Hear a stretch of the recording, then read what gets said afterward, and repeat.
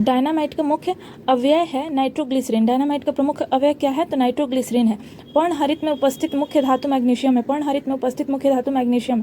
Cobalt 60 उत्सर्जित करता है गामा किरणें। कोबाल्ट 60 उत्सर्जित करता है गामा किरणें। पृथ्वी का पलायन वेग जो है वो 11.2 किलोमीटर पर सेकंड है। पृथ्वी का पलायन वेग 11.2 किलोमीटर पर सेकंड है। अल्कोहल का प्रयोग किस तापमापी में किया जाता है? तो -40 डिग्री के नीचे के ताप को मापने के लिए। अल्कोहल का प्रयोग किस तापमापी में किया जाता है? तो -40 डिग्री सेल्सियस के नीचे के ताप को मापने वाले में। किसी पदार्थ को गर्म करने पर क्या प्रभाव पड़ता है? आयतन बढ़ता है तथा द्रव्यमान नियत रहता है। किसी पदार्थ को गर्म करने पर क्या प्रभाव पड़ता है? तो आयतन बढ़ता है तथा द्रव्यमान नियत रहता है। ध्वनि की चाल किस पर निर्भर करती है? माध्यम की प्रत्यवस्था पर तथा घनत्व पर। माध्यम की प्रत्यवस्था तथा घनत्व पर करती है। ध्वनि की चाल किस पर निर्भर करती है? तो माध्यम की प्रत्यवस्था तथा घनत्व पर।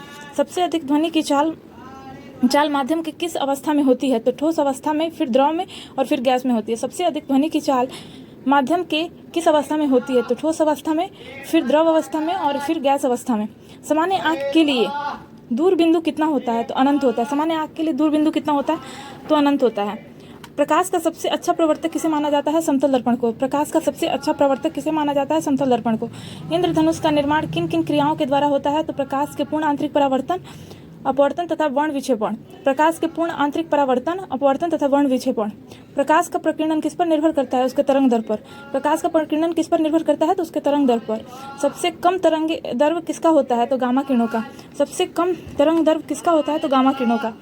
निकट दृष्टि दोष का कारण क्या है? नेत्र लेंस का मोटा और फोकस दूरी कम हो जाना। निकट दृष्टि दोष का कारण क्या है? तो नेत्र लेंस का मोटा हो जाना और फोकस दूरी कम हो जाना।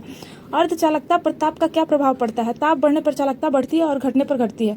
अर्धचालकता पर ताप का क्या प्रभाव पड़ता है? तो ताप बढ़ने पर चालकता बढ़ती है और घटने पर घटती है। हीटर का तार बना होता है नाइक्रोम का। हीटर का तार किसका बना होता है? तो नाइक्रोम का बना होता है। प्रोटॉन का भार इलेक्ट्रॉन के भार का कितना गुना होता है? तो 1836 गुना। प्रोटॉन का भार इलेक्ट्रॉन के भार का कितना गुना होता है? तो 1836 गुना।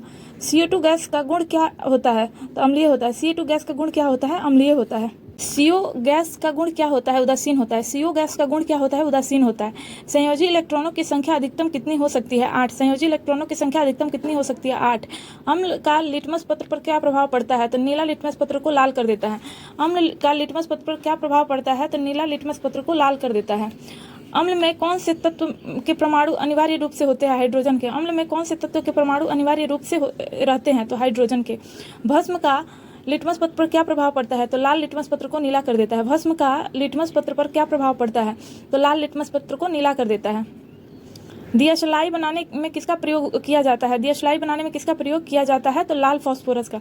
दियाशलाई बनाने में किसका प्रयोग किया जाता है? लाल फास्फोरस का। कीटाणुनाशक के रूप में किसका प्रयोग किया जाता है? विरंजक चूर्ण का। कीटाणुनाशक के रूप में किसका प्रयोग किया जाता है? विरंजक चूर्ण का। साबुन बनाने की प्रक्रिया को क्या कहते हैं?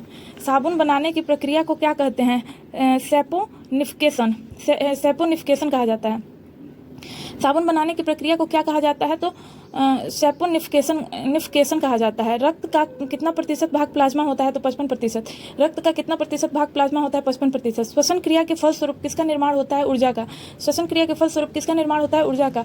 श्वसन में शर्करा का क्या होता है? ऑक्सीकरण होता है। श्वसन में शर्करा का क्या होता है? ऑक्सीकरण। अमाशय में भोजन का पाचन किस माध्यम से होता है? अम्लीय माध्यम से होता है। अमाशय में भोजन का पाचन किस माध्यम से होता है? अम्लीय माध्यम से होता है। प्रत्येक वृक्क का भार कितना होता है? 150 ग्राम। प्रत्येक वृक्क का भार कितना होता है? 150 ग्राम। 24 घंटे में मनुष्य लगभग कितने मूत्र का उत्सर्जन करता है? तो 1.5 लीटर। लगभग 1.5 लीटर। 24 घंटे में मनुष्य लगभग कितना मूत्र का उत्सर्जन करता है? तो लगभग 1.5 लीटर। हार्मोन का क्या कार्य है? तो सभी प्रकार की रासायनिक क्रियाओं को नियंत्रित करना। हार्मोन का क्या कार्य है? तो सभी प्रकार की रासायनिक क्रियाओं को नियंत्रित करना। राइबोसोम किसके सतह पर होता है? Endoplasmic reticulum. राइबोसोम किसकी सतह पर होता है? तो एंडोप्लाज्मिक रेटिकुलम की सतह पर। प्रतिवर्ती क्रिया का संचालन केंद्र है मेरुदंड। प्रतिवर्ती क्रिया का संचालन केंद्र क्या है? मेरुदंड है। तंत्रिका तंत्र की रचनात्मक तथा क्रियात्मक इकाई क्या है? न्यूरॉन है। तंत्रिका तंत्र की रचनात्मक तथा क्रियात्मक इकाई क्या है? न्यूरॉन है।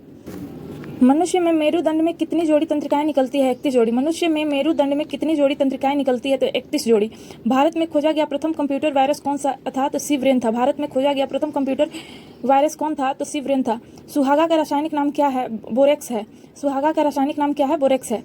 पेंसिलिन का मुख्य स्रोत क्या है? कवक है। पेंसिलिन का मुख्य स्रोत क्या है? कवक है। कोकीन का मुख्य स्रोत क्या है? इरिथ्रोजाइलोन कोका है। कोकीन का मुख्य स्रोत क्या है? इरिथ्रोजाइलोन कोका है, अकवन है, अकवन। कोकीन का मुख्य स्रोत क्या है? इरिथ्रोजाइलोन कोका है, अकवन। पीत रस को स्रावित करता है यकृत। पीत रस को कौन स्रावित करता है? यकृत। फलों का अध्ययन कहलाता है पोमोलॉजी। फलों का अध्ययन क्या कहलाता है? पोमोलॉजी। मस्तिष्क का सबसे बड़ा भाग कौन सा है? सेरिब्रम है। मस्तिष्क का सबसे बड़ा भाग कौन सा है? सेरिब्रम है। रक्त समूह की खोज किसने की थी? तो कार्ल लैंडस्टीनर ने 1901 में किया था। रक्त समूह की खोज किसने की थी? तो कार्ल लैंडस्टीनर ने 1901 ईस्वी में। पुष्पों का अध्ययन कहलाता है एंथोलॉजी। पुष्पों का अध्ययन क्या कहलाता है? एंथोलॉजी। लैक्रिमल ग्रंथि स्रावित करती है आंसू को। लैक्रिमल ग्रंथि स्रावित करती है आंसू को। लैक्रिमल ग्रंथि स्रावित करती है आंसू को। रबर है एक प्राकृतिक बहुलक है। रबर है एक प्राकृतिक बहुलक। ब्रह्मांड में सर्वाधिक मात्रा में पाया जाने वाला तत्व हाइड्रोजन है। ब्रह्मांड में सर्वाधिक मात्रा में पाया जाने वाला तत्व हाइड्रोजन है। सेफ्टी लैंप के आविष्कारक कौन है? हेम्फ्री डेवी है। हेम्फ्री डेवी है। सेफ्टी लैंप के आविष्कारक कौन है? हेम्फ्री डेवी है। समुद्र की गहराई किस यंत्र से मापी जाती है? तो फेदोमीटर से। समुद्र की गहराई किस यंत्र से मापी जाती है? तो फेदोमीटर से। प्रकाश के तरंग सिद्धांत का प्रतिपादन किसने किया था? तो न्यूटन ने। प्रकाश के तरंग सिद्धांत का प्रतिपादन किसने किया था? न्यूटन ने। 1 किलोवाट घंटा बराबर होता है 3.6 इंटू 10⁻6 जूल होता है। 1 किलोवाट घंटा बराबर होता है 3.6 इंटू 10⁻6 जूल के बराबर। कितने डिग्री सेंटीग्रेड को परम शून्य ताप कहा जाता है? तो -273 डिग्री सेल्सियस को। कितने डिग्री सेंटीग्रेड को परम शून्य ताप कहा जाता है? तो -273 डिग्री सेल्सियस को। ध्वनि की तीव्रता CGS मात्रक। ध्वनि की तीव्रता का CGS मात्रक क्या होता है? डेसिबल होता है। ध्वनि की तीव्रता का CGS मात्रक क्या होता है? डेसिबल होता है। हृदय तथा फेफड़ों की आवाज को सुनने के लिए किस यंत्र का प्रयोग किया जाता है? स्टेथोस्कोप का। हृदय तथा फेफड़ों की आवाज सुनने के लिए किस यंत्र का प्रयोग किया जाता है? तो स्टेथोस्कोप का। थर्मामीटर के आविष्कारक कौन है? फ़ारेनहाइट है। थर्मामीटर का आविष्कारक कौन है? फ़ारेनहाइट।